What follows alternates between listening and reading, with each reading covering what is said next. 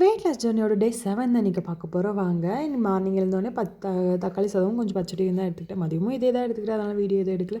Night 2 dosa கொஞ்சம் சட்னியும் எடுத்துக்கிட்டேன்.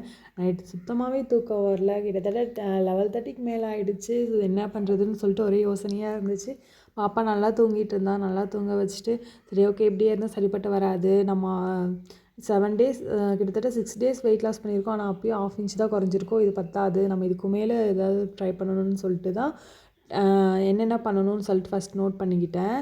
ஒரு 5 டிப்ஸ் மட்டும் டெய்லியும் மறக்காமல் ஃபாலோ பண்ணணும்னு சொல்லிட்டு இது பண்ணியிருக்கேன். அதுக்கப்புறம் டைமிங் கரெக்டாக அந்த டைமிங்க்கு இதெல்லாம் பண்ணணும்னு சொல்லி நோட் பண்ணியிருக்கேன். கண்டிப்பாக பாப்பா வச்சுட்டு இதெல்லாம் பண்ண முடியாதா அதெல்லாம் எனக்கு தெரியல. ஆனால் கண்டிப்பாக பண்ணுவேன். என்னோடய குழந்த வளர்கிறதுக்குள்ளே ஏதாவது ஒரு கொஞ்சம் என்னோட உடம்புல மாற்றம் இருக்கணும்னு சொல்லிட்டு நான் ஆசைப்பட்றேன்.